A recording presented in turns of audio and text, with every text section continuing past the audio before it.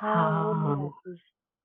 क्षमा कैसे मांगी जाए सबसे, हमें ये पता नहीं। जी। अगर हम क्षमा मांगने का व्यवस्था समझ जाए, क्षमा कैसे मांगी जाए, तो चीजें बहुत तेजी से परिवर्तित हो सकती हैं जीवन में। क्षमा मांगना, माफी मांगना। माफी कैसे मांगते हैं? ईश्वर इतने कृपालु हैं कि यदि हम उनके सामने जैसे हैं वैसे प्रस्तुत हो जाएं, तो जो कष्ट, प्रॉब्लम्स और समस्याएं हैं वो गिरनी शुरू हो जाती हैं। कभी आप उठा के देखो ना शास्त्रों की भाषा, तो इतनी अद्भुत तरह से भगवान खुद बोल रहे हैं। लेकिन हमने सनातन में रहते हुए एक बहुत इंपॉर्टेंट काम किया, और वो काम यह है कि हमने शास्त्रों को पूजनीय बना दिया। शास्त्र पूजनीय होंगे अपने तल पे, मुझे कुछ लाभ नहीं दिखता। शास्त्र ग्रहणीय है, ग्रहण करने योग्य है, उनको ग्रहण किया जा सकता है। मैं हमेशा चर्चा करता हूँ, लिखा है ना, सन्मुख कोई जीव मई जबी, जन्म कोटि अगनासई तभी। आज इस पृथ्वी पर, इस लोक में, इस संसार में और इस योनि में रहते हुए हम जो भी कुछ हैं वो अपने पूर्व जन्मों के कर्मों के अनुरूप चल रहे हैं। कर्म फल के अनुरूप नहीं, कर्मों के। कर्म और कर्म फल में क्या अंतर है? हमने कर्म किया, जैसे माने कि अपने संसार में एक व्यक्ति है कि उन्होंने कोई कर्म किया जो कर्म समाज के लिए एक्सेप्टेबल नहीं है। मान लो उन्होंने किसी की हत्या कर दी, तभी कर्म है, फल नहीं है। फल तब होगा संसार के तल पे जब वो पकड़े जाएंगे, उनके खिलाफ पूरी व्यवस्था से एक मुकदमा या जो भी व्यवस्था है वो चलेगी, उनको दोषी पाया जाएगा, और उसके बाद वो अवस्था जो भोगेंगे वो फल है। दोनों में फर्क है, अंतर समझना।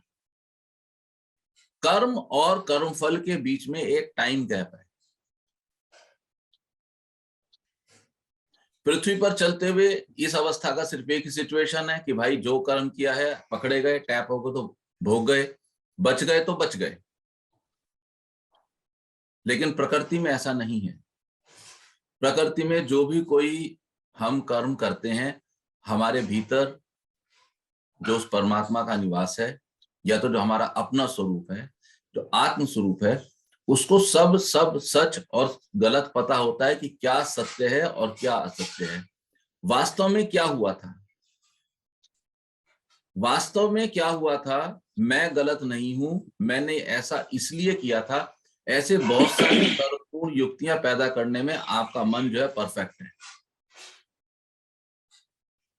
वो आपको अपने स्वरूप से विलग करके चलता है, वो आपको जस्टिफिकेशन देता है, वो ऐसी ऊर्जा उत्पन्न करता है कि जहां पर आपको समझ आए कि ये ऐसा इस वजह से था, ऐसा तेरी गलती नहीं है, ये भाव मन, और ऐसा इस वजह से था, उसका सपोर्ट, एक लॉजिक आएगा ना, तर्क। जो तर्क है वो बुद्धि है। तो मन और बुद्धि के खेल ने हमारे आत्म स्वरूप को ढक लिया, छुपा लिया है।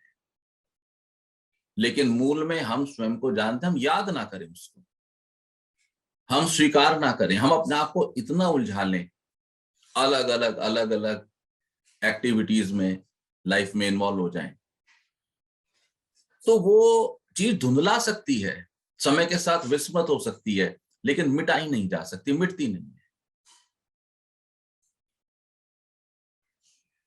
और ईश्वर तो सब जानते हैं।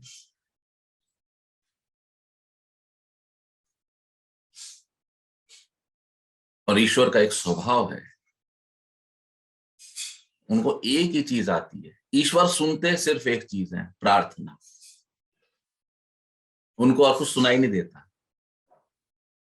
जैसे हम यहाँ पृथ्वी की बात करें तो इस लोक में विज्ञान के अकॉर्डिंगली, साइंस के हिसाब से हम जो सुन सकते हैं वो 20 हर्ट्ज से 20,000 हर्ट्ज के इन बिटवीन की जो वाइब्रेशन है वो हम सुन सकते हैं। हर वो ध्वनि जो 20 हर्ट्ज से कम की है हम उसको नहीं सुन सकते, और हर वो ध्वनि जो 20,000 हर्ट्ज से अबव की है, इस सीमा से परे की है, हम उसको नहीं सुन सकते। हमारे कर्ण यंत्रों की डिजाइनिंग इसी के प्रकार से की गई है। ईश्वर की जो लिस्निंग कैपेसिटी वो प्रार्थना है, वो सिर्फ प्रार्थना सुनता और कुछ नहीं सुनते।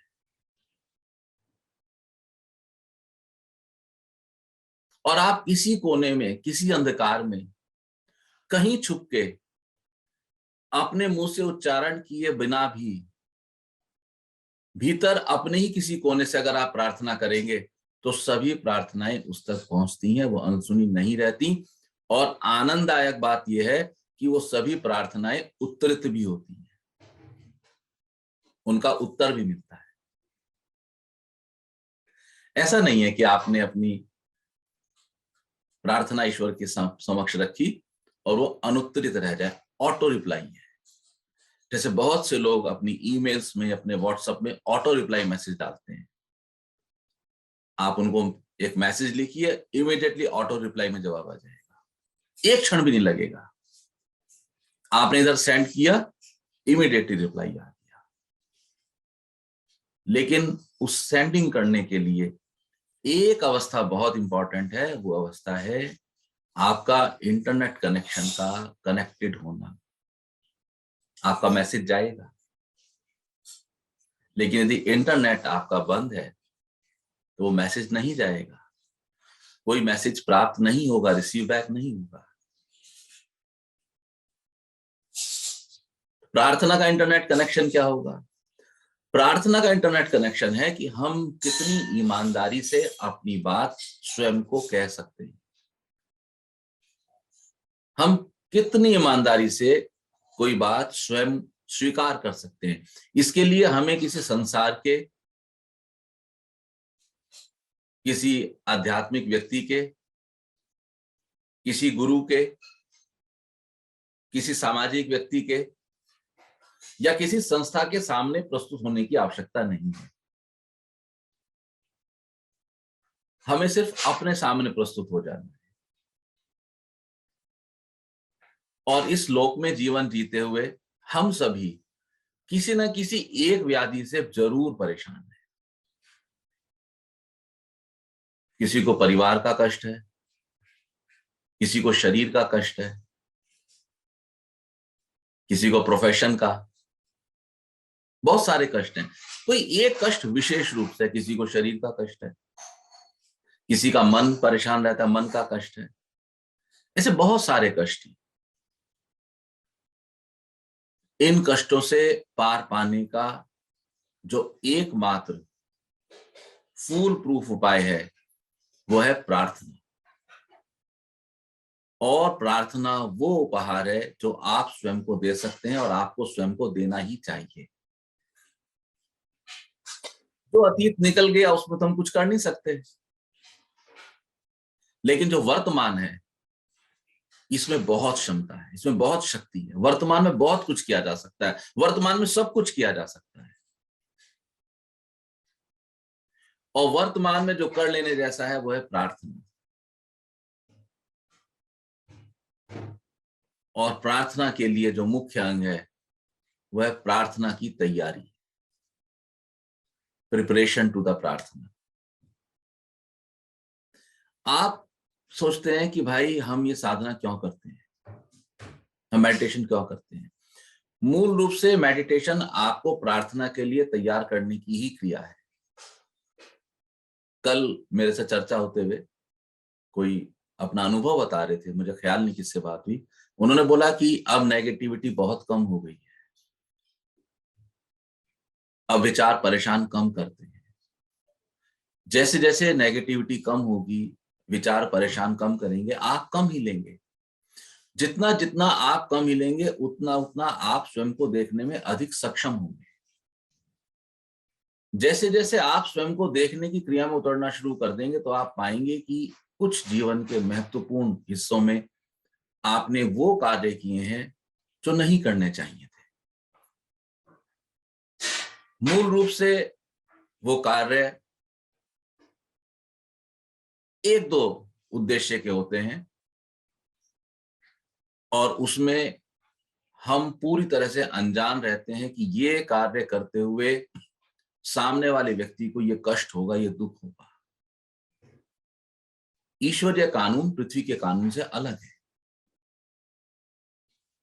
और जब भी आपको ख्याल आए कि मैंने कुछ ऐसा कार्य किसी व्यक्ति के प्रति किया कि जिससे उसको कष्ट हुआ, भले ही वो मैंने 30 साल पहले किया, 20 साल पहले किया, तो अपने उस कार्य के लिए आप अपने मन और बुद्धि को एक्टिव ना होने दें और अपने उस कार्य के लिए स्वयं को रिस्पॉन्सिबल मानिए, दोषी नहीं, रिस्पॉन्सिबल। जीवन में व्यक्ति को निर्णय लेने चाहिए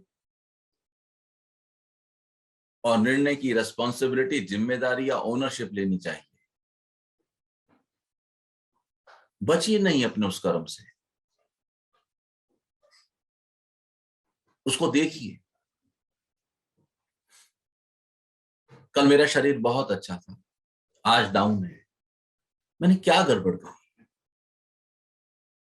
कल मेरा व्यापार बहुत अच्छा था, आज डाउन है, मुझसे क्या गलती हुई?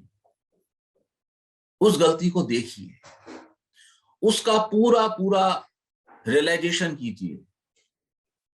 और इसके लिए आपको कहीं जाना नहीं है, आप स्वयं के सामने करना है, अपने प्रति करना है। और उन क्षणों को पूरी तरह से ख्याल में लीजिए। और जब आपका मन और बुद्धि इस बात पे राजी हो जाए कि हाँ ये मिस्टेक थी, ये चूक हुई, ठीक उस समय एक प्रार्थना, आप जहां जैसे भी जिस अवस्था में, एक प्रार्थना भेजिए वहां से ईश्वर के चरणों में कि हे ईश्वर, ये चूक हुई मुझसे, ये गलती हुई मुझसे, और मैं इस गलती के लिए स्वयं को बहुत पश्चाताप से भरा हुआ पाता हूं। पे ख्याल करना इस बात का कि जब भी आपको मिस्टेक का रियलाइजेशन होगा, उसके रिजल्ट में बाय डिफॉल्ट ऑटोमेटिकली जो क्रिया घटेगी वो घटेगी पश्चाताप। पश्चाताप करने के लिए आपको कहीं जाना नहीं है, आपको कोई क्रिया, कोई विधि, कोई युक्ति को एप्लीकेशन में नहीं लाना है। आप जैसे ही स्वयं को देख लेंगे, आपको समझ आ जाएगा कि ये मुझसे चूक हुई थी, मुझे ऐसा नहीं करना चाहिए था।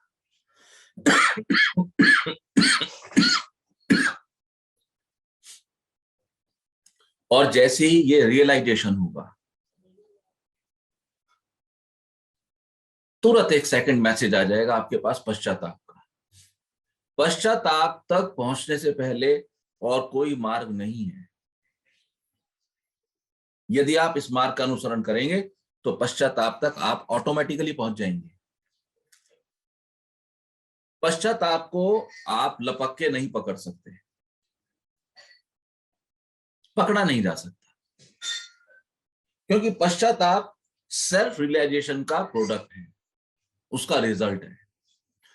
और ठीक उस क्षण जब आपको पश्चाताप उतरता हो, तब आप के भीतर एक प्रार्थना जन्म लेगी। वो प्रार्थना की ऐसी वाणी नहीं होगी कि मुझसे ये गलती हो गई, मैं पश्चाताप करता हूं, मुझे क्षमा करें, ऐसा नहीं होगा। पश्चाताप जैसे ही प्रकट होगा तो समझिए कि ऑटोमेटिकली आपकी प्रार्थना उसके चरणों में पहुंच गई है। और ईश्वर इतने दयालु और इतने कृपालु हैं कि यदि आप सच्चे हृदय से कोई पश्चाताप की अवस्था या तो ये प्रार्थना आपके भीतर उतरती है, तो ना सिर्फ ऑटोमेटिकली वहां पहुंचती है, वहां पर वो स्वीकार भी होती है और आपके भीतर एक समझ या जागरण विकसित हो जाता है और आप उस पाप से हमेशा के लिए मुक्त हो जाते हैं। अब साधक अपने जीवन की कोई एक समस्या को उठाएं,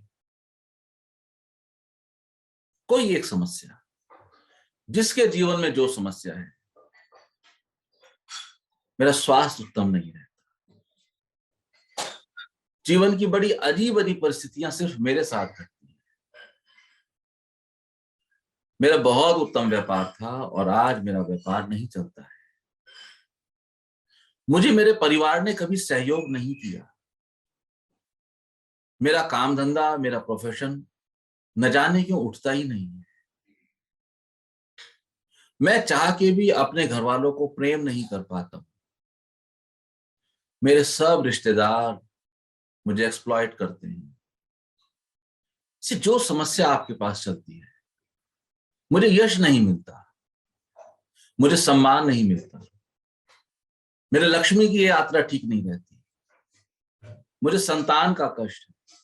जो समस्या आपके भीतर चलती है, किसी एक समस्या को फाइंड आउट करके सभी साधक उसको फोकस करेंगे और अगले 10 से 15 मिनट के मौन के भीतर सभी साधक उस समस्या की जड़ तक पहुंचने की कोशिश करेंगे कि इस जीवन में क्या चूक हुई, क्या गलती हुई।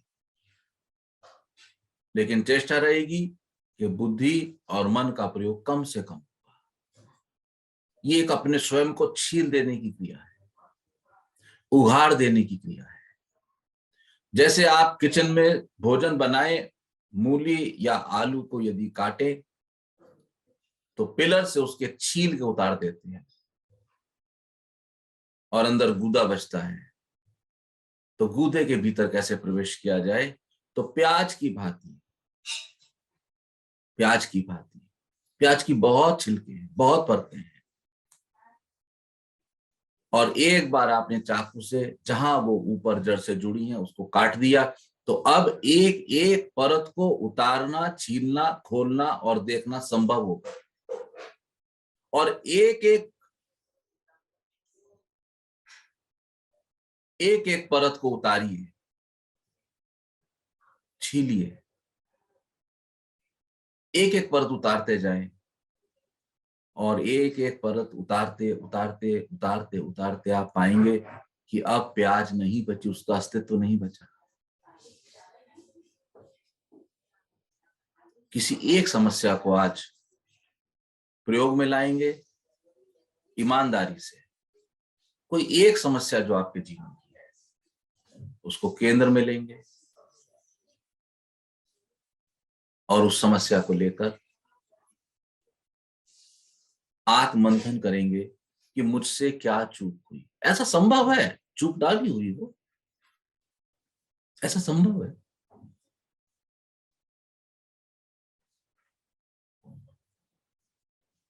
आप लोग ख्याल रखेंगे कि आपकी बैकबोन और हेड स्ट्रेट होने चाहिए। आंखों के ऊपर चश्मे की आपको रिक्वायरमेंट नहीं है तो चश्मा उतार के साइड में रख देंगे। शरीर गिरने लगे तो उसको संभालने के लिए किसी कुशन या पीलो का सहारा रखेंगे। मुझे सब कुछ मिला, मुझे मन की शांति नहीं मिली। मेरे जीवन में सब कुछ है लेकिन मुझे प्रेम नहीं है। कोई एक समस्या को फोकस करके उसका ऑपरेशन स्टार्ट करेंगे। ये ऑपरेशन विदाउट एनेस्थीसिया होगा, जागृति की अवस्था में।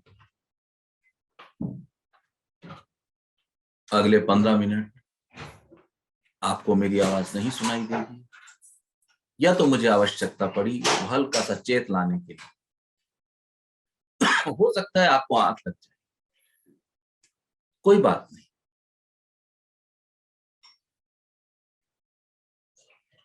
चेतना श्वासों पर रखते हुए अपनी किसी एक समस्या को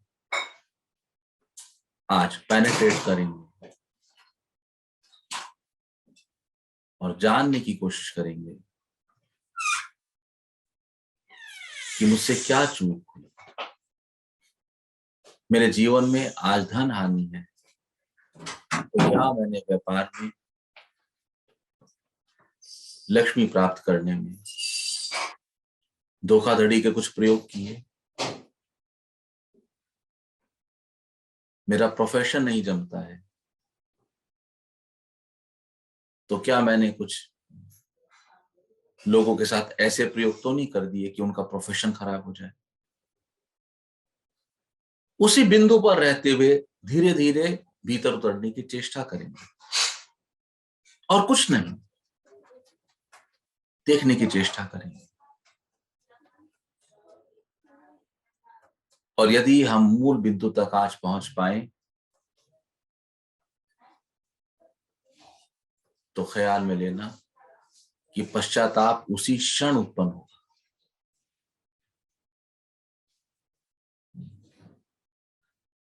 पश्चाताप इमीडिएटली आएगा, उसके लिए कुछ करने की आवश्यकता नहीं रहेगी।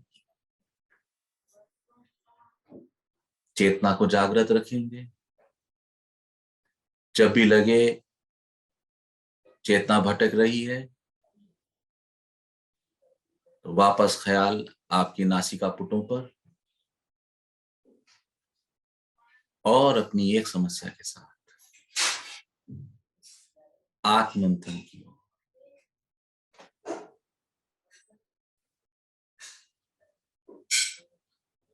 आपके पड़ोस में जो साथ में लोग हैं उनको बोलें कि कृपया शोर ना करें।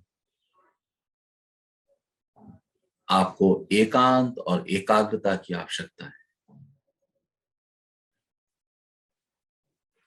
बहुत धीरे धीरे देखेंगे, जल्दीबाजी ना करें। कम से कम 15 में से 8 से 10 मिनट सिर्फ समस्या को देखें, कारण को नहीं। मेरा मन अशांत है तो इसी को देखें, मन अशांत है।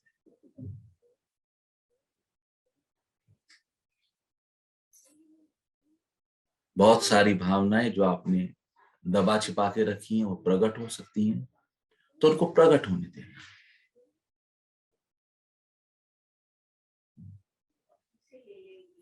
किसी भावना का दमन नहीं।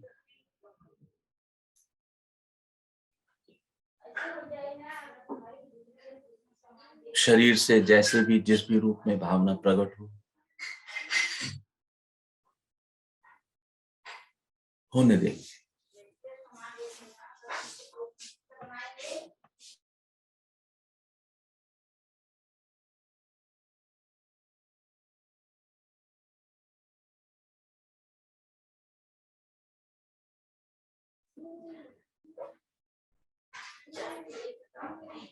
एक थोड़ा शरीर के भीतर दुखता है। चतुर्वैद्य उसको पकाकर बाहर ले आता है और फोड़े का केंद्र कील उसको दबाकर निकाल देता है और अब वो घाव सूखने लगता है। बाहर आने देंगे अपने इस फोड़े को। कुछ दर्द महसूस हो सकता है।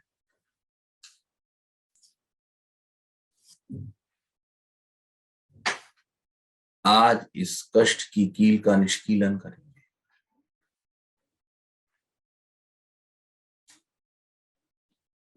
तो कच्चे फोड़े को पकाने के लिए उसको ताप दिया जाता है।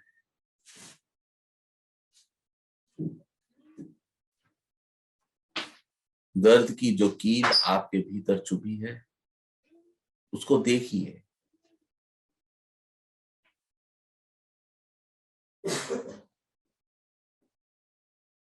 आपके देखने की ऊर्जा से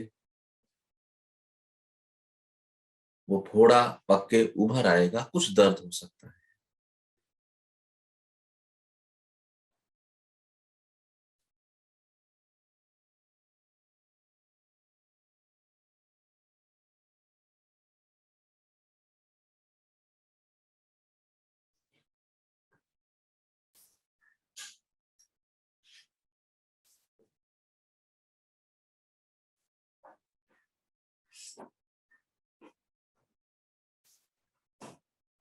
जीवन के कष्ट को मैं गहराई से देख रहा हूं, देख रही हूं।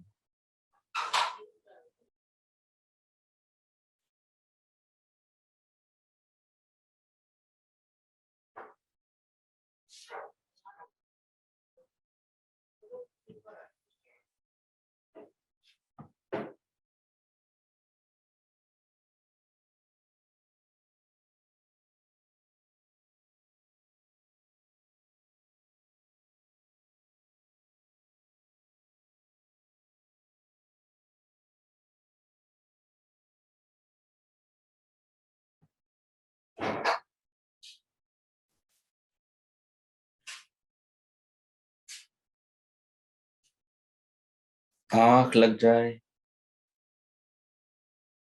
नींद आ जाए,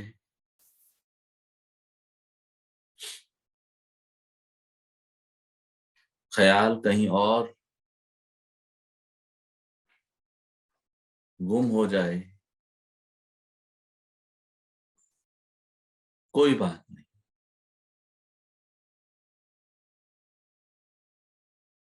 फिर लग जाइए काम पे।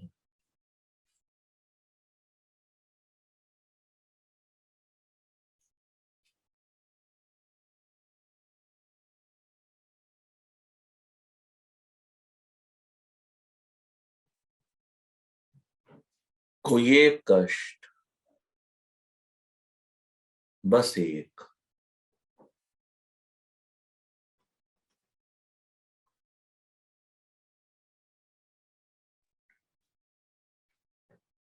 बस एक जगह खुदाई करनी है।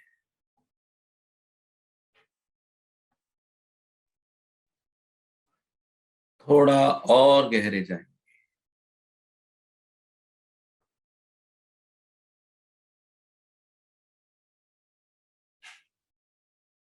चेष्टा करें कि ये समस्या कहाँ से पैदा हुई थी, और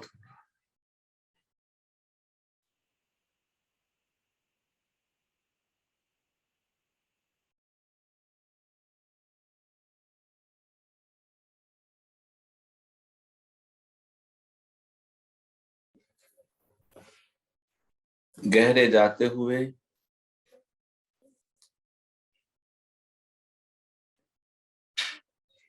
यदि कुछ अजनबीपन लगे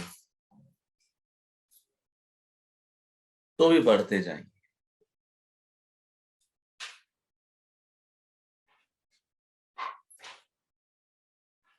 अनजानी परिस्थिति,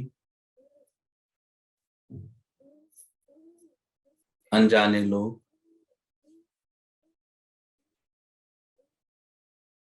अनजाना देश काल, डरना नहीं है। ईश्वर की पूरी कृपा आपके साथ है।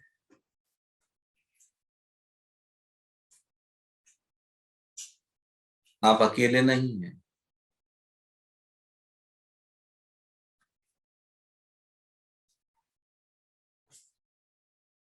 आप ईश्वरीय सुरक्षा चक्र के दायरे में।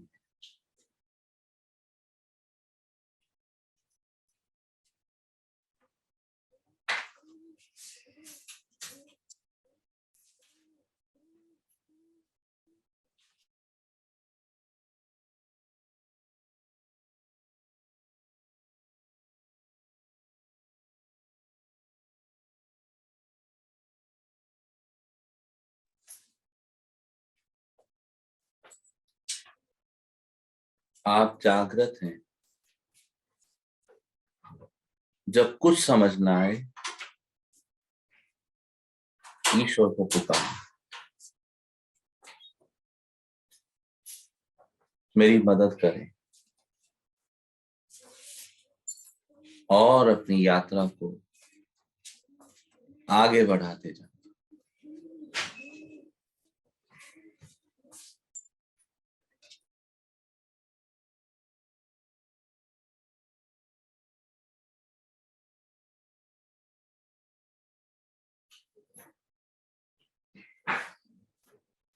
आप जहां जिस अवस्था में हैं, यदि वापस आना चाहें तो अपने मुंह से सांस लीजिए, सारी ऊर्जा को बाहर फेंक।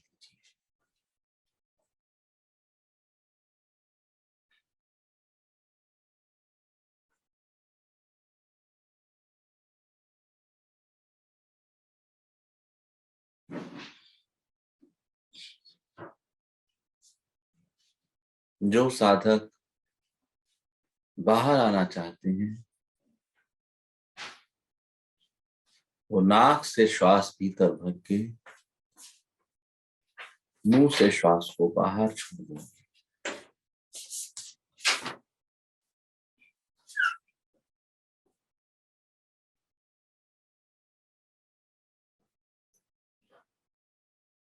और इस क्रिया को करने से वो नॉर्मल टाइम एंड स्पेस में वापस आ जाएंगे।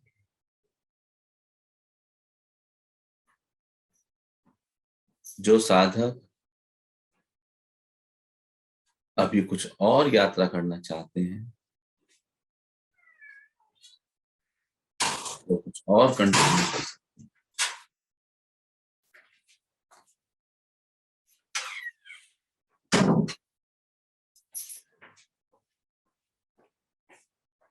यदि आपको लगता है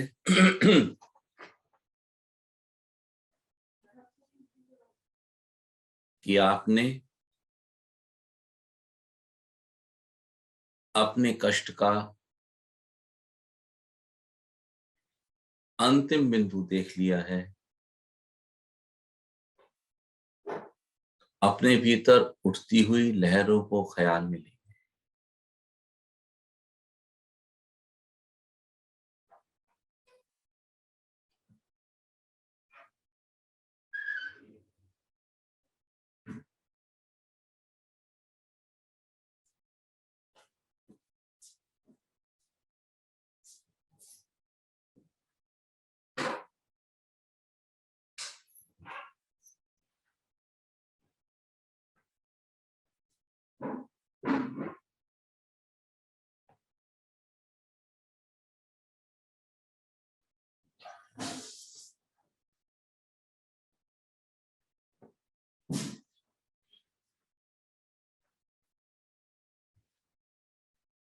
सभी साधक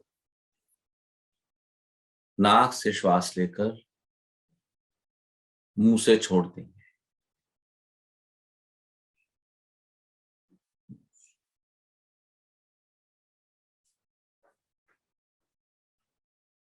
इस क्रिया को फिर दोहराएंगे।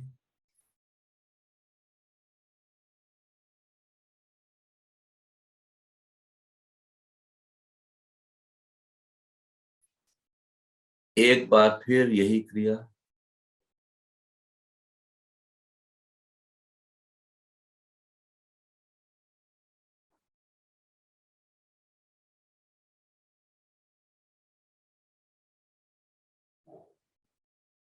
ईश्वर का धन्यवाद करेंगे और धीरे से आंखें खोलकर अपने चारों ओर देखें।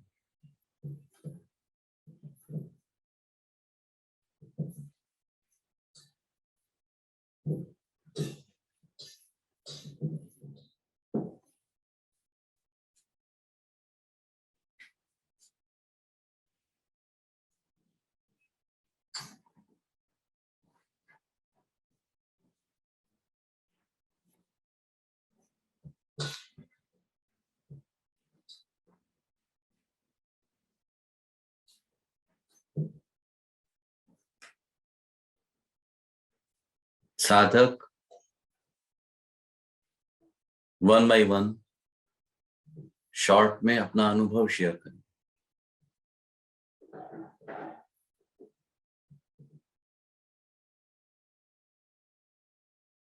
अपनी बात कहते हुए ख्याल रहे समय सीमा भी है और सभी से बात करनी है। बोलिए प्रेम।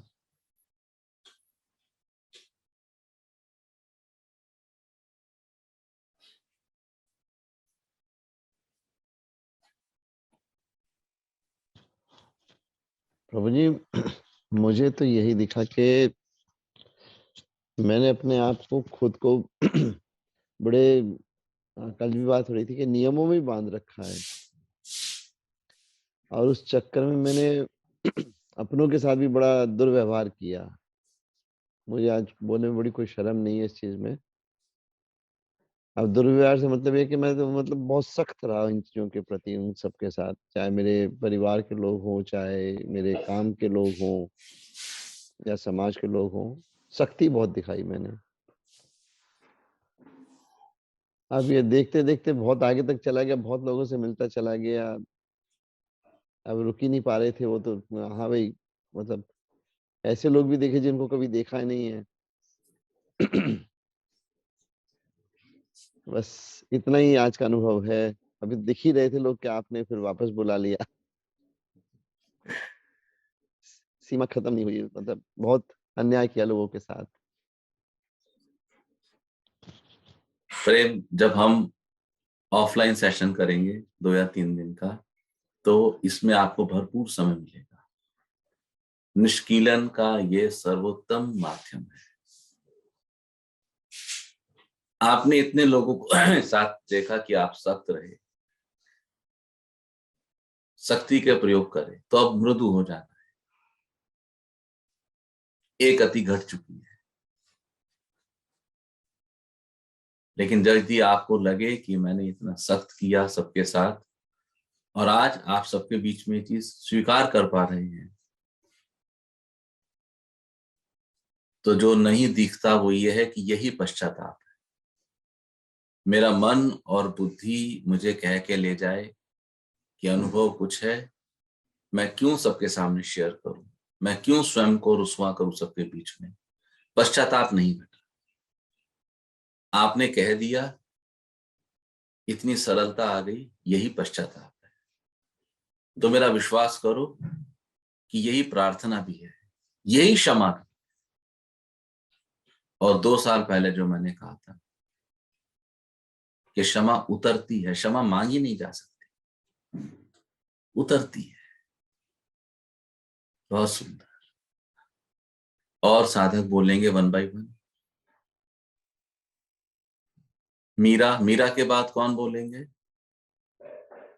मीरा के बाद सौरभ।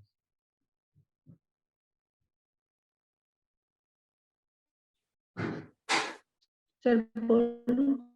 मीरा अपनी वीडियो ऑफ करके बोले, आपका इंटरनेट थोड़ा डाउन रहता है। सर मैंने ये महसूस किया कि मैं अपने केंद्र पे नहीं थी और फैसले भी बेहोशी में ही लिए गए, पता ही नहीं कि क्या हो रहा है और मैं क्या कर रही हूँ। तो अपने केंद्र पे ना होने की वजह से ऐसा हुआ कि मैंने दूसरों के साथ भी सहयोग नहीं किया, इसीलिए मुझे भी सहयोग नहीं मिला, मुझे ऐसा फील हुआ। बहुत अच्छे। The path of self realisation. आप कभी भी कोई आपको कहे बाहर से, तो आप उनके प्रति दुश्मनी का रुख रखेंगे, क्रोधी हो जाएंगे। लेकिन जब खबर खुद आएगी, भीतर से आएगी, तो समझो कि बहुत कुछ बदल गया भीतर। सौरभ, सौरभ के बाद कौन? डॉक्टर साहब, डॉक्टर साहब के बाद निशा। जी सौरभ। सर मेरे साथ अनुभव ये रहा कि मुझे तो बड़ा मुश्किल लगा पहले शुरुआत में, क्योंकि पहले 30 सेकंड में मुझे लगा कि मैं शायद वहां पहुंच गया हूँ। तो बाद में मुझे लगा ये मेरा अहम है और इसके नीचे और उतरना है। बहुत बढ़िया, मैं जो है बहुत तो बढ़िया। बहुत अहम शुरू में ही भटका देगा।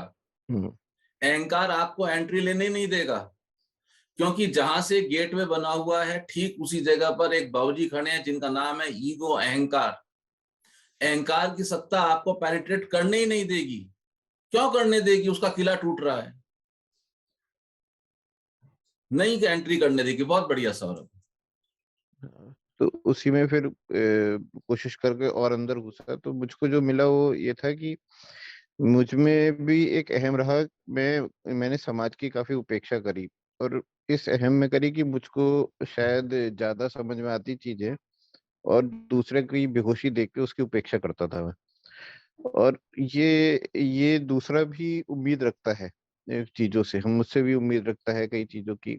उसकी मेरे अंदर मुझे लगता था वो बेहोशी में है, उसको समझ नहीं आ रहा, तो उसकी उपेक्षा करना गलत है। बल्कि उसको तब तक संभालना है, या उसके साथ ही रहना है जब तक कि उसको भी धीरे धीरे जागृति ना है। पर मुझको जितनी जागृति होती थी, मुझसे ज्यादा कोई बेहोशी में है तो मैं उसकी बहुत उपेक्षा करता था। वो चीज गलत है मेरे लिए। तो वहां पे मुझको समझ में आया। बहुत बढ़िया। ज्योति। गुरु जी प्रणाम सभी को, मेरा राम राम। शुरू में 10 सेकंड तो समझ नहीं आया कि मैं क्या समस्या मेजर है मेरी। बढ़िया। और फिर मैंने जब थोड़ा ध्यान लगाया तो मुझे लगा कि मैंने अपने समय का बहुत बहुत ह्रास किया है इस जीवन में, और अपने शरीर पर अत्याचार किए हैं, और इस की जड़ में मैंने पहुंचने की कोशिश की तो मुझे समझ में आया कि मैंने बेहोशी में ये काम किए हैं। जागृति नहीं थी मुझे, थोड़ी जागृति अब लगती है तो मैं देख पाता हूँ चीजें, और उसी बेहोशी में मेरे अहंकार मुझ पे हावी रहा, ये भी मैंने देखा। और वो अहंकार हावी होने की वजह से भी लोगों को कुछ कष्ट हुए होंगे, स्पेशली साथ वालों को, स्पेशली मेरी पत्नी को। मुझे लगता है कि मैंने अहम से चोट पहुंचाई है कई बार, और अपने माँ बाप को भी शायद इतनी नहीं, लेकिन मेरे ख्याल से पत्नी ने ही सबसे ज्यादा झेला है मुझे, मेरे अहम को। जब मैंने पीछे जाने की कोशिश की गुरुजी तो दिक्कत हुई। फिर मुझे बस एक बार मैं गया जब आपने कहा कि अब आप डरो मत, मैं तो अपनी माता के गर्भ से निकल के फिर मुझे ऐसा लगा मैं पिछले जन्म में जाने की कोशिश कर रहा हूँ। पता नहीं ये सच था या झूठ, मुझे समझ नहीं आया। मुझे लगा कि तू इधर उधर भटक रहा है, तो जब आपने कहा कि नहीं आप जाओ, तो मुझे लगा कि पूरा एक विचार आया कि पूरा पिछला जीवन मेरा पूरा विलासिता में ही बीता, अंधकार में बीता है। बस इतना ही मैं समझ पाया, और मुझे कुछ रूट कॉज जागृति बिल्कुल नहीं रही। क्या आप हमें बताएंगे कि किस तरह से आपने अपने समय का ह्रास किया और शरीर का जो आपने कहा ख्याल नहीं रखा, क्या थोड़ा समझाएंगे क्या रहा? मुझे ऐसा लगता है गुरुजी कि समय की कोई कमी नहीं रही कभी, बहुत समय रहा, और वेस्टफुल चीजों में मैं देता गया। शायद समय का सही उपयोग मैंने नहीं किया, मुझे ऐसा लगता है। मैं बहुत जितना कर सकता था, मुझे लगता है कि सिर्फ मैंने किसी भी तल में शायद 30-40% से ज्यादा अचीव नहीं किया होगा। और कंसंट्रेशन का भी अभाव रहा है मेरे जीवन में, फोकस नहीं था, क्योंकि वही आउट ऑफ फोकस, जागृति नहीं, बेहोशी, कुछ बिना समझ के चलता रहा काम बस। और खाने पीने की बहुत लापरवाही, शरीर को सही से ना चलाना। लेकिन भगवती की इतनी महती कृपा रही है कि इतनी गलतियां करके भी ठीक है। तो बहुत बहुत धन्यवाद मैं उन शक्तियों को देता हूँ जिन्होंने मेरा ध्यान रखा है। मैंने नहीं रखा, अब मैं रखना शुरू कर रहा हूँ। बहुत बढ़िया। मुझे लगता है आपका आकाशिक में भी कुछ इस तरह की बात आई थी कि हमने आपको सब कुछ दिया है। जी जी। गुड है। डॉक्टर साहब के बाद निशा के बाद कौन है? आनंदमयी के बाद उषा जी के बाद आरती बंसल। निशा। प्रणाम सर, सभी को प्रणाम। सर एक तो मुझे ना कुछ भी याद नहीं रहता, आज मुझे बहुत अच्छा लगा, पर मुझे नहीं पता मैं कहाँ बैठी थी। और उसके ऐसे लगता है कि जैसे मुंह चिपका मुझे किसी से भी बात नहीं करनी है, और मुझे मैं अब सो जाऊं, बस मुझे बोलना भी नहीं है, अब कुछ नहीं करना। और मुझे अनुभव कुछ भी याद नहीं रहता। मुझे अनुभव कुछ भी याद नहीं रहता। क्या कहेंगे हम निशा को इसके उत्तर में? आपका बहुत बहुत धन्यवाद।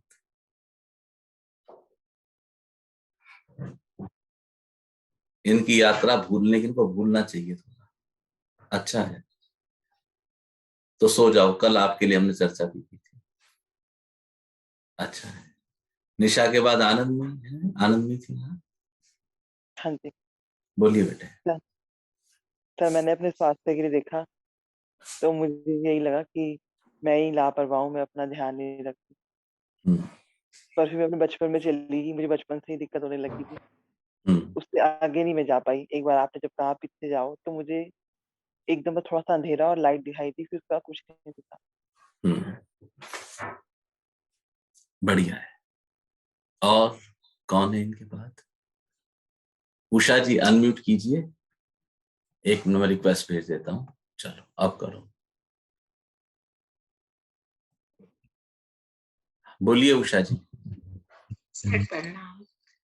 सर मुझे कई समस्याएं थी मेरे साथ, तो मैं सोच रही थी कि कौन सी समस्या बताऊं। तो इतने में मम्मी शोर मचा रही थी, अब से मैंने सेशन करा, बहुत बोल रही, मुझे डिस्टर्ब हो रहा था आपस में करने में। तो मैं मम्मी के बारे में सोचने लगी, गहराई में चली गई। तो मैं सोच रही कि मैं इतना सबका करती हूँ, मेरा कोई नहीं करता। तो मेरे आंसू आने लगे और फिर मैं अपने को आंसू को कंट्रोल करने लगी, कंट्रोल कर और एक मैं जब भी कोई आपका अनुभव बताना चाहती हूँ तो आपस में कंफ्यूजन हो जाती हूँ। कल भी मैं बताना भूल गई कि मुझे पानी पानी दिखाई देता है जब भी मैं सेशन करने बैठती हूँ। तो मम्मी के लिए आप बोलिए बताइए। तो मम्मी के लिए सोचने लगी, तो मम्मी की सोच कर मेरे आंखों में आंसू आने लगे बहुत। और आपने उनको कंट्रोल भी किया ना? हाँ जी, बोल रही अभी भी। देखो, अगर फोड़ा है तो फोड़े में से क्या निकलेगा? मवाद। तो यदि मैं कहूं कि मवाद को मत निकलने दो, तो ज्योति स्वरूप अभी सबसे पहले खड़े हो जाएंगे और कहेंगे नहीं गुरुजी ये गलत है। क्यों गलत है? गुरुजी जब तक मवाद नहीं निकलेगी हम फोड़े का कुछ कर ही नहीं सकते। अच्छा, तो मवाद निकल के क्या होगा? वो कहेंगे गुरुजी उसके बाद हमें कुछ करने को बचेगा नहीं। मवाद निकल के तो काम हो गया। ख्याल में लें इस बात को कि जब भी कोई ऐसा ध्यान करते हुए शारीरिक अवस्था से कोई तल हिलता है तो उसको रोके नहीं। अब जब ध्यान करते हुए आपको रुलाई फूटे या कई बार चीख चिल्लाहट मुंह से निकले तो आराम से निकलने दीजिए। ये संसार नहीं है जहां आपको तहजीब बरतनी पड़ेगी कि शाउट नहीं करना है और रोना नहीं है और आंसू को दबाने की ही सारी क्रिया को आपकी मैच्योरिटी मान लिया जाएगा। हम तो इमैच्योर हैं, हम तो बालक हैं, हम तो बच्चे हैं। तो बच्चा क्या करेगा? बच्चा माँ की गोद में आएगा तो ख्याल नहीं करेगा कि माँ की साड़ी अच्छी है और तेरे पैर गंदे हैं। बच्चा माँ की गोद में आएगा तो ख्याल नहीं करेगा कि इस स्थान पर पॉटी करनी है या नहीं करनी है। बच्चा माँ की गोद में आएगा तो सोचेगा नहीं वो सो रही है या जाग रही हो, खेलना है तो खेलेगा। ऐसे बच्चे हो जाओ। हम बहुत बड़े हो गए, हमारी सारी समस्या यही है कि हम बहुत बड़े हो गए जबकि हम बड़े नहीं हैं। और इस समाज के विभिन्न प्रोटोकॉल्स ने हमें इतना तहजीबदार बना दिया है कि उसकी कोई सीमा ही नहीं है। आप लोग ख्याल में लो, मैं आप लोगों को मिलता हूं, आप सब दरबार आते हैं लगातार, आपने कभी कोई तहजीब देखी? ठीक है, एक बेसिक है भाई, बैठो पानी चाय, बस। इसके अलावा कोई तहजीब नहीं, वही सहजता से बात। तो निकलने दो इनको। जब तक ये आंसुओं से बदन रीता नहीं होगा, ये नहीं निकलेंगे, नहीं बहेंगे, तब तक नए के लिए स्पेस नहीं बनेगा। आपको तो स्पेस क्रिएट करना है अपने भीतर। अब जब आए तो इसको बह जाने देना, रोकना नहीं। बहुत अच्छा उषा जी। उषा जी को मैंने अक्सर देखा है, इनसे मेरा संपर्क भी है कई सालों से। इनमें प्रेम है, बहुत अच्छे। सर पानी भी बहुत दिखाई देता है मुझे। कोई बात नहीं, आज हम सिर्फ अभी के अनुभव की बात करेंगे। और नेक्स्ट कौन है इनके बाद? आरती के बाद कौन है फिर? आरती के बाद सहज, सहज के बाद कौन है? बोलिए आरती। सहज के बाद रूपल, आनंदित। सभी को प्रणाम। सर मेरे को ना बहुत ज्यादा पेन हो रहा है आजकल बॉडी में ना, कोई इम्यूनिटी डिसऑर्डर अटैक टाइप से चल रहा है, बहुत ज्यादा कष्ट है। तो जब मैंने आज शुरू किया तो सर पहले तो मेरे को ऐसा लगा जैसे नाभि के नीचे से धुआं टाइप से होता है ना, ऐसे बादल से चल रहे हैं ऊपर की ओर, और बैकबोन ऐसे हिल रही है। और फिर सर देखती रही, आंसू से भी आए, पता नहीं दर्द से आ रहे थे या कैसे। और फिर एक गोल्डन कलर का बिच्छू दिखा नाभि के पास। बस ये हुआ। अच्छा है। सहज,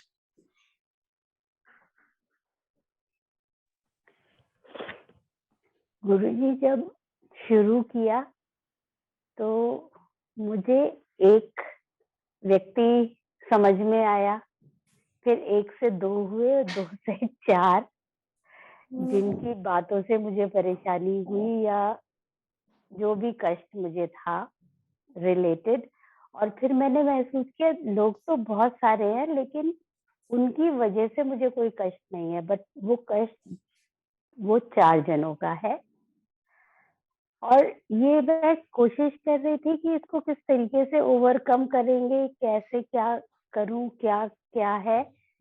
और एक्चुअल में मुझे समझ में आया जब सब अनुभव अपना शेयर कर रहे थे कि उसका असर मेरे ऊपर ये हुआ कि मैं चुप हो गई।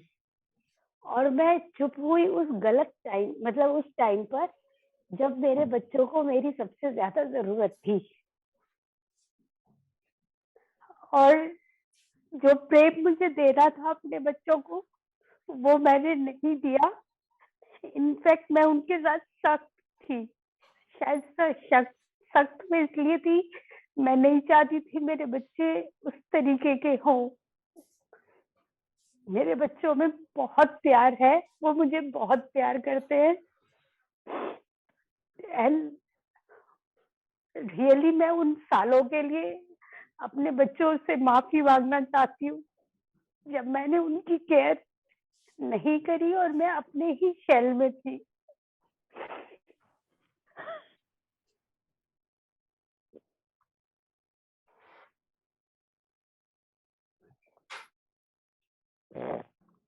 सहज, हम सब और आपके बच्चे, हम सब आपको बहुत प्यार करते हैं।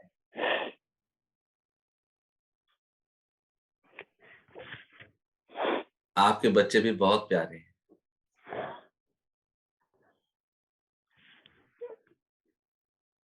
आपको माफी नहीं मांगनी है, ये पश्चाताप है। माफी तो मांग भी ली गई और हो भी गई,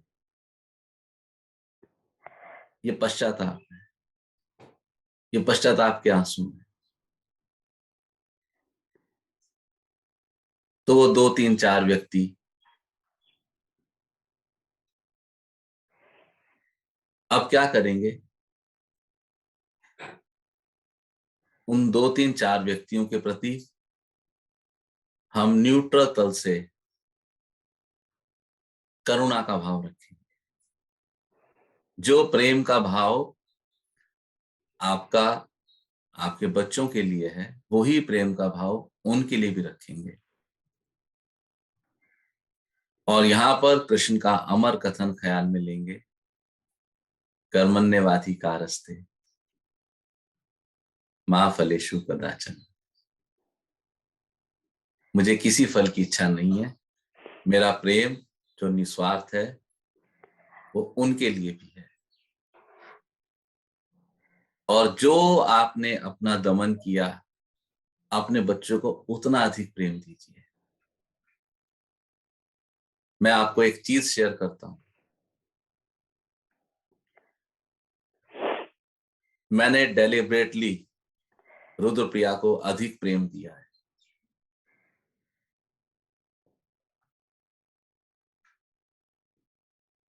अगर मैंने रुद्रप्रिया को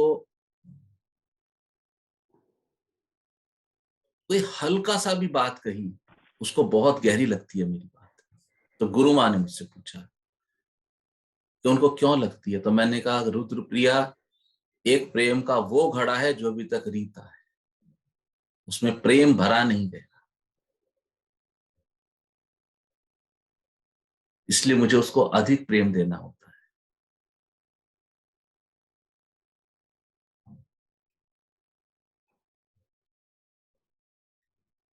आपने अपने दर्द के उस तल को छुआ,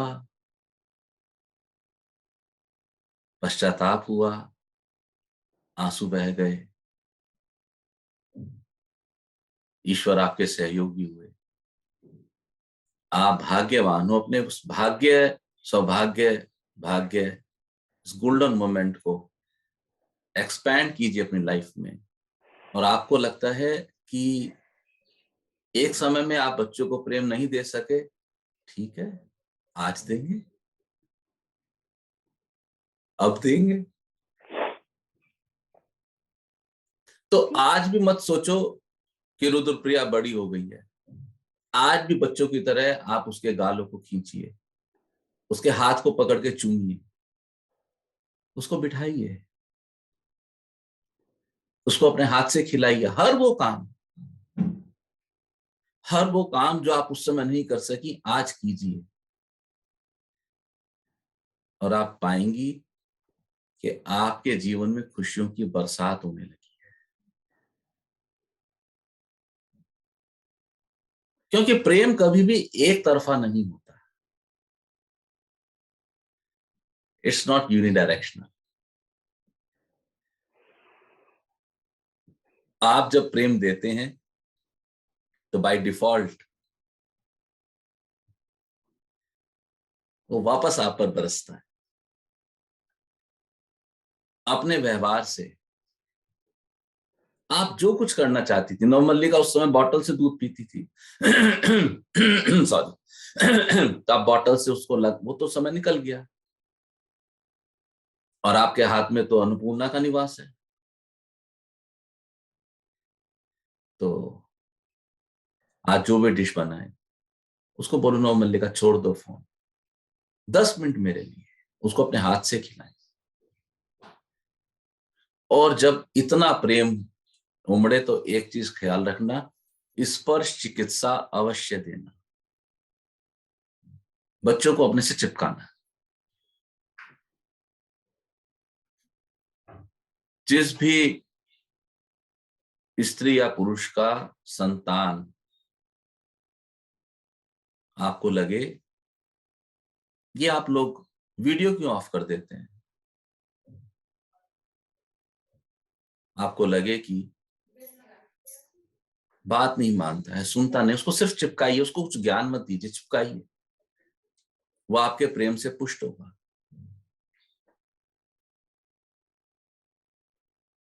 सिर्फ देख लेना भर है। पश्चाताप, प्रार्थना, क्षमा ऑटोमेशन में।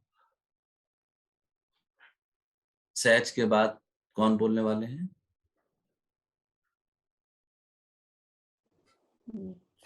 हाँ, स्वतंत्र जी। स्वतंत्र जी के बाद रूपल अग्रवाल, फिर ध्यान मूर्ति। बोलिए बोलिए स्वतंत्र जी, अनम्यूट कीजिए।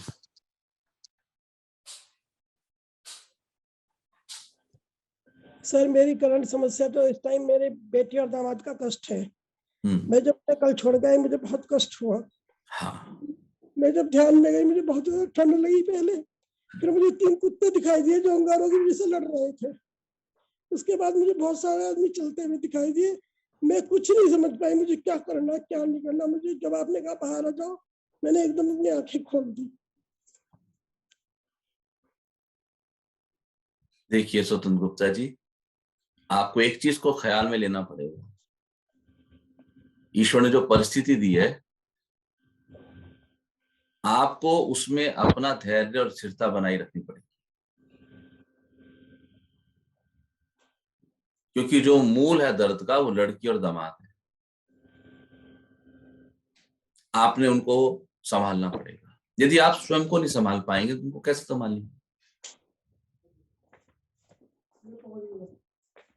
आप अपने आप को संभालिए। उसके लिए सबसे आसान तरीका है कि सांसों पर ध्यान रख के लम अक्षर का उच्चारण कीजिए। नेक्स्ट रूपल, बोलो बेटे, बोलो। सर मेरे को तो लगा कि जो चीज मुझे पसंद नहीं है मैं दूसरों से भी एक्सेप्ट करती हूँ कि वो भी ना पसंद करें, स्पेशली माय हस्बैंड। बहुत बढ़िया। और जो लोग ये हम सबकी समस्या है। उन्हें बहुत, ये हम सबकी समस्या है। आप वीडियो ऑफ करो, आवाज साफ वो नहीं आ भी रही। उनसे सर यही मुझे लगता है बस कि मेन प्रॉब्लम मेरे को यही आ रही है कि जो शौक उनके हैं वो मुझे पसंद नहीं, और जो लोग उन्हें ज्यादा पसंद मुझे बिल्कुल पसंद नहीं, तो क्लैश हो रहा है थोड़ा। अगर आपको ये समस्या दिख गई है तो अब हल भी आपके पास है। एक्सपैंड करो अपने आप को। जी सर। अगर आपको समझ आ गया है तो हल भी हो गया है। ध्यान मूर्ति का है ना? जी सर। सर प्रणाम। सर मेरे को शुरू में तो समझ ही नहीं आया कि क्या प्रॉब्लम है। मुझे लगा सर ने तो सारी प्रॉब्लम पहले ही सॉल्व कर दी, मैं क्या सोचूं। फिर मेरे को लगा सिर्फ एक घर ही मेरे को लगता है कि मेरे को घर क्यों नहीं मिला, सब कुछ होने के बाद भी क्यों नहीं मिला। तो सर मेरे को ऐसे कुछ दिखा नहीं, कोई रीजन नहीं दिखा, बट बस मेरे को बहुत घुटन फील हो रही थी हद से ज्यादा अंदर ही अंदर। और फिर से मेरे को ना ऐसे नहीं कि पानी से डर लगता है, पर मेरे को ऐसी वाली घुटन थी कि कोई मुझे पानी के अंदर दबा रहा है, बिल्कुल सब पानी वाला ठंडा, और मतलब बिल्कुल मेरे को पानी के अंदर वाली घुटन फील हो रही थी। मैं बहुत बचपन में एक बार नहाई थी बावड़ी में, तो वहां पे मेरे को ऐसा फील हुआ था, सेम वैसा ही मेरे को आज भी। उसके बाद मेरे को हल्का सा रोना भी आया, उसमें मैंने अपने आप को संभाला, उसके बाद फिर मैं बाहर आ गई। संभालना नहीं था ना, संभालने के लिए तो ईश्वर साथ थे। तो मुझे बाद में समझ आया। This is what is surrender to God.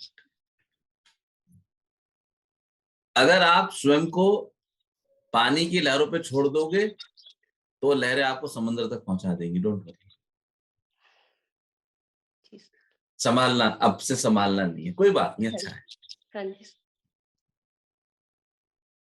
कौन बोलेंगे? सुमित्रा जी अनम्यूट कीजिए।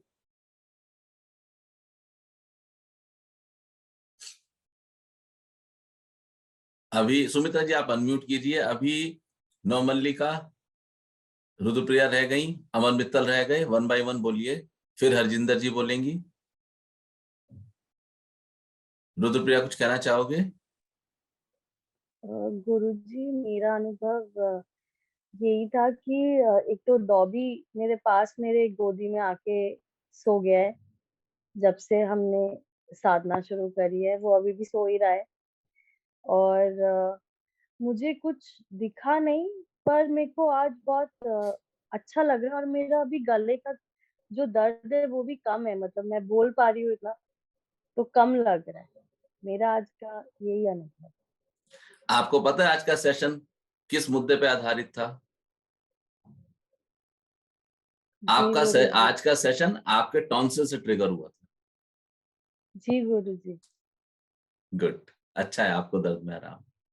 अमर मित्तल। गुरुदेव प्रणाम। आनंदित रहो। गुरुदेव मैं शुरू में तो अंधकार में था। हाँ। मैं ध्यान में गया, शुरुआत में 5 मिनट में अंधकार में रहा। हाँ। उसके बाद धीरे धीरे मैं अपने अतीत में गया। हाँ। और अतीत में जो मेरे साथ घटित हुआ, फिर मैंने उसको मनन किया। हाँ। मैं गहराइयों में चलता गया, लेकिन फिर मेरे को वहां कुछ अपनी गलतियां दिखाई दी। लेकिन मुझे अपनी गलतियों के अलावा जो लोगों ने मेरे साथ दुर्व्यवहार किया, जो लोगों ने मेरे साथ धोखाधड़ी की, मुझे उसका वो हुआ कि जिन लोगों को मैं अपने साथ मानता था, उन लोगों ने मेरे साथ कितना विश्वासघात किया, जिससे मुझे लाइफ में बहुत नुकसान पहुंचा। और ये सब करते मैं फिर उन लोगों को पहचान पाया। वो लोग आज भी मेरे साथ हैं। तो मेरा अनुभव यहीं तक हुआ आज। तो सबसे पहले तो इस चीज को जानेंगे कि क्या हमने अपने को धोखा तो नहीं दिया। अगर हम अपने साथ विश्वासघात करेंगे तभी कोई दूसरा हमारे साथ विश्वासघात करने की ताकत रखता है, अन्यथा कोई हमारे साथ विश्वासघात नहीं कर सकता। ठीक है। दूसरा, जिन लोगों को आपने आइडेंटिफाई किया है, अब उन लोगों के लिए आपने मन में करुणा और प्रेम रख के एक उदासीन रवैया अपनाना है। जिन्होंने आपके साथ विश्वासघात किया, यदि कल को आप उसको खो देंगे नेक्स्ट सेशन में, तो आप पाएंगे कि उनके विश्वासघात के पीछे जो ट्रिगर पॉइंट था वो आपका अपना लालच या स्वार्थ था। लेकिन वहां तक पहुंचेंगे। आज की यात्रा आपने जो करी बहुत अच्छी करी है। हरजिंदर जी के बाद सुमित्रा जी अनम्यूट कर लेना, सतीश जी, राजेश गुप्ता जी, बोलिए।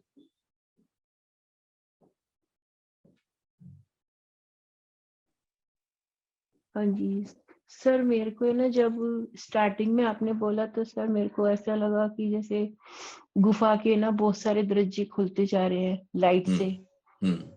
फिर सर आगे गई तो ऐसा लगा कि सर मेरे हस्बैंड के बारे में मैंने सोचा, तो फिर मेरे को लगा कि वो अपनी लाइफ जीते हैं, मेरे को कोई प्रॉब्लम नहीं है, लेकिन मैं ना उनपे बहुत ज्यादा वो अपने नियम लगा देती हूँ जिससे वो इरिटेट हो जाते हैं। मेन लड़ाई का वो रीजन वो दिखा सर। फिर थोड़े आगे गई तो फिर मेरे को ऐसा लगा कि मैंने कई जगह अपनी फैमिली को सब चीजें ना बहुत वो आगे से आगे कर दी, इसलिए वो लोग ना मेरा बहुत फायदा उठाते हैं। वेरी गुड, वैल्यू नहीं रही। हाँ जी सर। फिर थोड़ा आगे गई सर तो फिर मेरे को ऐसा लगा कि फिर मेरी सिस्टर और मेरे ब्रदर दिखे। फिर मेरे को लगा कि मेरे को है ना उनसे मतलब हर एक काम में उनके उसमें दखलंदाजी नहीं करनी चाहिए, उनका अपना स्पेस है, मेरे को थोड़ा छोड़ देना चाहिए उन लोगों को। फिर आपने बोला सर और आगे जाओ तो सर ऐसा दिखा कि है ना जैसे सर वो पानी में नहीं सर, वो गोल गोल गोल गोल वो घूमता रहता है भंवर। तो मेरे को लगा, हाँ जी, तो सर मेरे को लगा कि मेरी जो सारी दुखों की जड़ है वो भंवर है सर। फिर मैंने देखा कि मेरे को उसको निकलना कैसे है, तो सर मेरे को आंसर नहीं दिखा कि मेरे को निकलना कैसे। फिर खूब आंसू आए सर, मैं बहुत रोई, आज बहुत रोई। अच्छा, आंसू रोके क्यों नहीं फिर? सर वो तो नेचुरल है सर, वो तो वेरी गुड, नेचुरल है।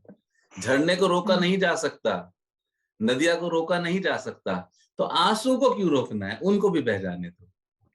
हाँ जी। फिर सर अभी सर स्वरूपा जी अपना वो बता रही थी, उसके बाद में भी मेरे को फिर उनके लिए भी बहुत अंदर से वो लगा, फिर भी आंसू बहुत आए मेरे को। अच्छा, वो आपके आंसू थे, सहज के अनुभव से वो ट्रिगर हुआ, लेकिन वो आपके आंसू थे। अच्छा है, बढ़िया है। अभी जीवन बदलेगा। अभी आप देखना, अभी आप सेशन के बाद उठोगे, चीजों में धीरे धीरे परिवर्तन महसूस होगा। हाँ जी। सुमित्रा जी बोलिए। सर मुझे तो एक नीले रंग का आकाश दिखाई दिया और उसमें एक दिव्य ज्योति जाती दिखाई दी बीच में।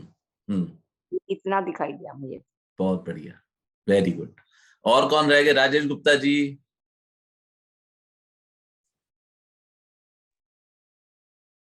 पहले तो मेरे को जो है कुछ विचार आते जा रहे थे, फिर धीरे धीरे धीरे जो है पता नहीं क्या हुआ कि फिर विचार अपने आने बंद हो गए। मैं कहाँ रहा मुझे कुछ पता नहीं चला। कोई बात नहीं, अच्छा है। सतीश गुप्ता जी, शानू राजवंश उनके बाद। सर जी मेरे को सिर्फ आकाश नीला ही नीला दिखाई दिया, बाकी कुछ नहीं दिखाई दिया। कोई बात नहीं, अच्छा है। शानू अनम्यूट कीजिए बेटा।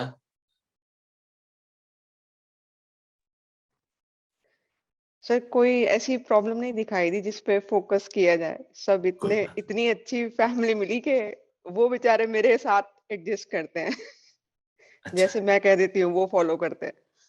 बढ़िया, वेरी गुड। ठीक है, अब हम बात करेंगे ऋचा। प्रणाम गुरुजी। आनंदित रहो। आपने बोला समस्या पे फोकस करो, तो समस्या ढूंढी। समस्या सबसे बड़ी यही थी कि मन अशांत रहता है, सब कुछ है शांत है। और फोकस किया कारण क्या है। कारण देखा, कारण ये है कि हर जगह 100 नंबर चाहिए। क्या बात है। शरीर 100 होना चाहिए, घर 100 होना चाहिए, बच्चे 100 होने चाहिए, करियर 100 होना चाहिए, कहीं बहुत बढ़िया, नहीं चाहिए। बहुत बढ़िया, वेरी गुड। सबकी समस्या है, सब कुछ मुझे चाहिए। अब कहाँ से फिर और आगे गई कि ये देखा, पीछे जाती रही, कॉलेज में गई, स्कूल में गई, छोटेपन में गई, सब जगह देखा कि हमेशा यही रेस रही और रेस में इतना पड़ गई कि औरों को कुछ समझा नहीं। सबसे पहले मैं और मेरी रेस, बाकी सेकेंडरी। और फिर आपने कहा कि अब सोचा कि उसका कारण क्या है, कहाँ से ये इसका नेचर डेवलप हुआ। और बचपन तक गई तो लगा गुरुजी एक बड़ी बेचारी सी लड़की नजर आई कि जो कोशिश कर रही है चारों तरफ से माँ को खुश करने की, अपने को खुश करने की, कभी किसी कमी को पूरा करने की, कभी किसी कमी को पूरा करने की। अपनी कोई गलती नजर नहीं आई, कोई पश्चाताप नजर नहीं आया और घबरा गई, मैं बहुत घबरा गई। मुझे बहुत बेचारी, बहुत रोना आया। बस यही गुरुजी।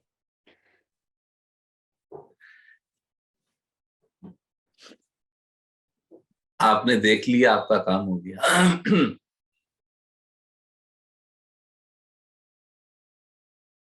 आपकी गलती भी पता लग गई, आपकी प्रार्थना भी हो गई, आपको क्षमा भी मिल गई। गुरुजी मुझे ऐसा लगता है कि मुझे और पीछे जाने की जरूरत है, इससे पिछले जन्म में जाएंगे, ये कहाँ जाएंगे, से याद मुझे इससे जाएंगे। ये तो आज ट्रेलर मिला है, पिक्चर तो बाकी है दोस्तों। पूरी वेब सीरीज है, डोंट वरी। हम सबकी वेब सीरीज है। और 3 साधक, राजेश गुप्ता जी, सतीश गुप्ता जी और शानू राजवंश, ये स्वयं को देखना नहीं चाहते। 1-2 सेशन में ये टूट जाएंगे, देखेंगे।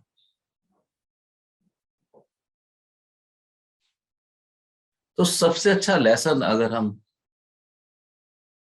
ऋचा के अनुभव से समझें तो वो ये है कि स्वयं को अपनी कमियों के साथ स्वीकार करना सीखें। हम जैसे हैं, हम उस ईश्वर से तो ऊपर नहीं हो सकते ना, उसने हमें ऐसा बनाया तो कुछ सोच के बनाया। आइए हम स्वयं को एज इट इज एक्सेप्ट करें, जैसे हम हैं। बहुत अच्छा। ऋचा, आपको किसी प्रार्थना की और पश्चाताप की आवश्यकता नहीं है। ये रूंधा हुआ गला, ये बहते हुए आंसू, यही पश्चाताप है, यही क्षमा है, यही प्रार्थना है। प्रार्थना करने के लिए आपको किसी मंदिर में जाने की आवश्यकता नहीं है, किसी व्यवस्था को पकड़ने की आवश्यकता नहीं है। क्षमा के लिए आपको कोई हाथ जोड़ के घुटनों के ऊपर बैठने की आवश्यकता नहीं है। ये संसार की व्यवस्थाएं हैं। ईश्वरीय सत्ता में ऐसा नहीं होता। वहां पर सिर्फ हम जब स्वयं को देख ले, बस तब, देखने मात्र से। मैं हमेशा कहता हूं ना, आज आपने अनुभव में लिया, मैं हमेशा कहता हूं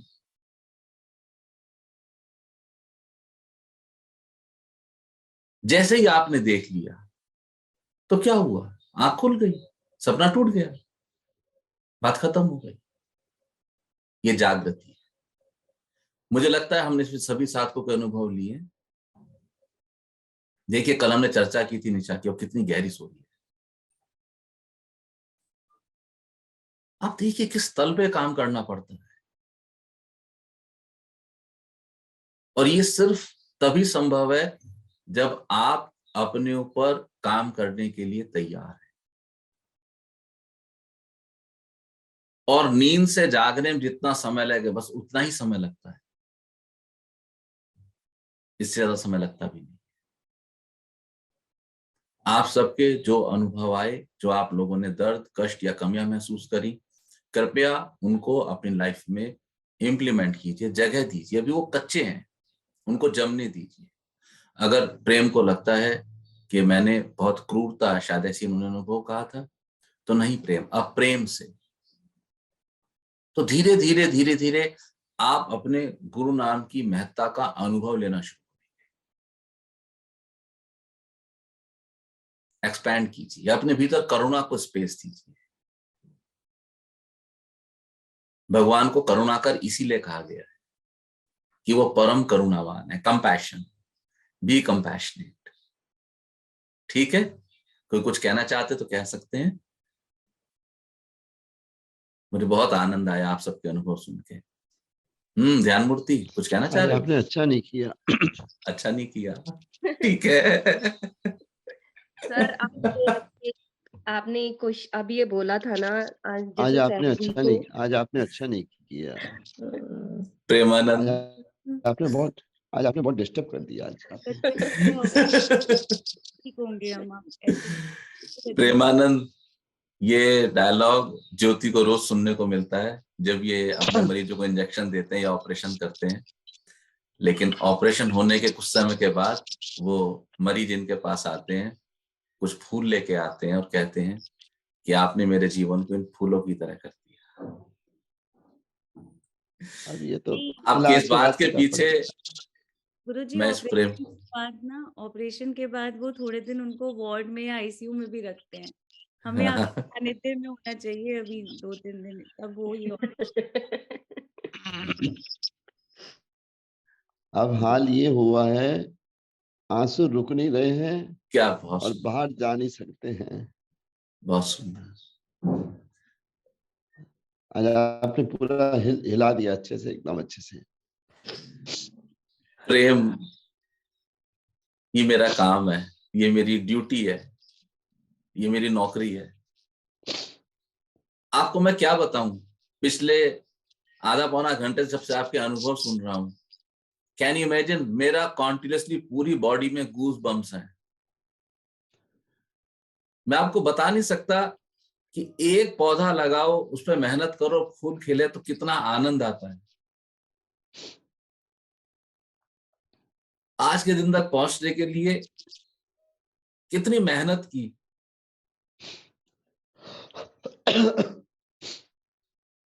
वो सहज जी में तो ताकत थी, सबके सामने रो ली, वो हल्की हो गई। मेल ईगो जो होती है ना, वो बहुत तकलीफ देती है, मेल ईगो बहुत तंग करती है। आप लोग जब प्लान करेंगे हम 3 दिन का एक नियर बाय में एक सेशन करेंगे, और जहां पर हमें अपने सारे ऑपरेशन खुद करेंगे और भरपूर करेंगे। अभी मेरी जरूरी थोड़ी है, मेरी बारी करेंगे। आपका भाव मैं समझ रहा हूँ प्रेम, मुझे बहुत अच्छा लग रहा है।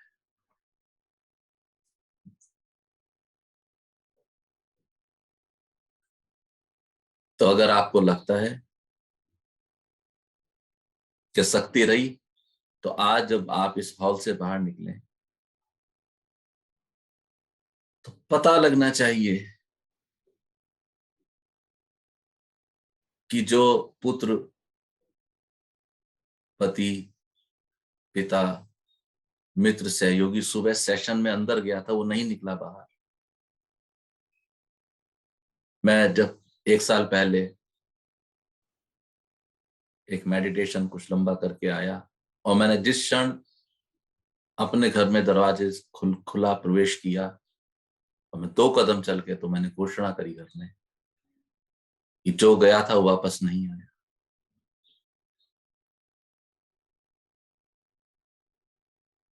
जिसको आप सबने बाद में सबने स्वीकार करा कि हाँ बहुत कुछ बदल गया। प्रेमानंद, मैं यही कहता हूं कि इस युग में आपको कहीं हिमालय में नहीं जाना होगा, वो संभव नहीं है। दैनिक क्रियाएं ही नहीं पूरी होंगी, ध्यान तो क्या करोगे। तो ये जो आपके घर का कमरा है, जिसका दरवाजा भेड़ कर ढुकाकर आप ध्यान करते हो, यही आपकी गुफा है। इस गुफा से जब आप बाहर निकलें तो बाहर वो खुशबू बहनी चाहिए। जीवन है, और भाग्यशाली हैं आप लोग। जिसको कष्ट है कि मैंने बच्चे को प्रेम नहीं दिया, वो भरपूर अपने बच्चे को प्रेम दे, लेकिन कंसिस्टेंसी से दे। अभी 1-1.5 घंटा नहीं, लगातार दे, सतत दे। ठीक है, भजन कौन सुनाएंगे? सर आज सुमित्रा ताई जी का बर्थडे है। कहाँ है सुमित्रा जी?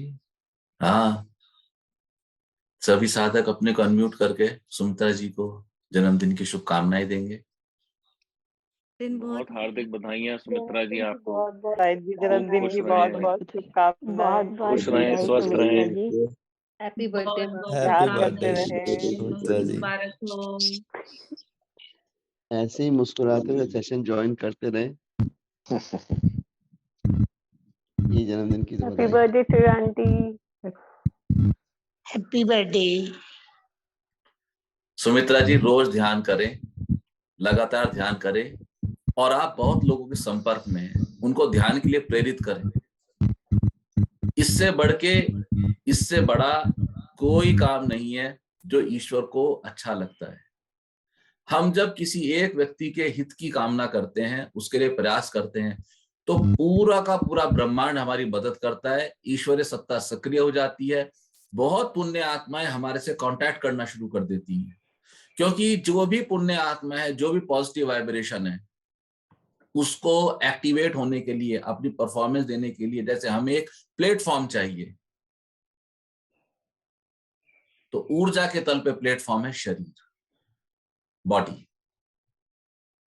आज आप एक प्रण लें कि जितने लोग आपके संपर्क में हैं, आप उन सबको ध्यान के रोग या ध्यान का, क्या बोलूं मैं, नशा लगाने की चेष्टा करेंगी, क्योंकि ये इससे उनका आत्म कल्याण होगा। ना सिर्फ उनका होगा, बल्कि हमें भी होगा, हमारा सबका होगा।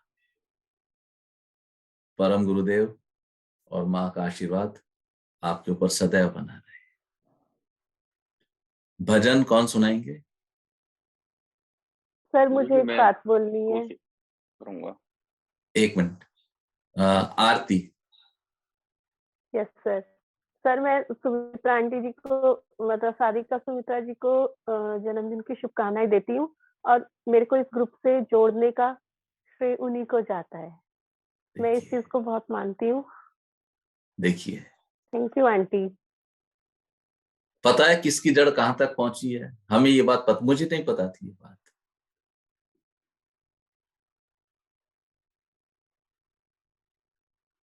इस बात से कोई फर्क नहीं पड़ता कि हमने, हमारे वाया मीडिया से एक का कल्याण हुआ, 1000 का हुआ, 1 लाख का हुआ, या एक का भी नहीं हुआ। इस बात से बहुत फर्क पड़ता है कि हमने किसी के कल्याण की कामना की, हमारे भीतर कंपैशन जगा, करुणा जगी। तो कृपया अपनी करुणा को जगा कर रखिए, और इस करुणा के सबसे पहले पात्र वो लोग हैं जो आपके फर्स्ट ऑर्बिट में हैं, आपके परिवार वाले।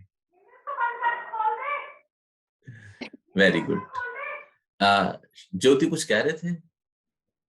हाँ गुरुजी, मैं सुनाऊंगा भजन, लेकिन गला मेरा खराब। भाई स्वागत है आपका। आपकी डायरी से भजन, आपकी डायरी से है या डॉक्टर साहिबा की डायरी? हाँ गुरुजी, मेरे फोन में मैं रखता हूँ कुछ गुरुजी, तो वेरी गुड, सुनाइए।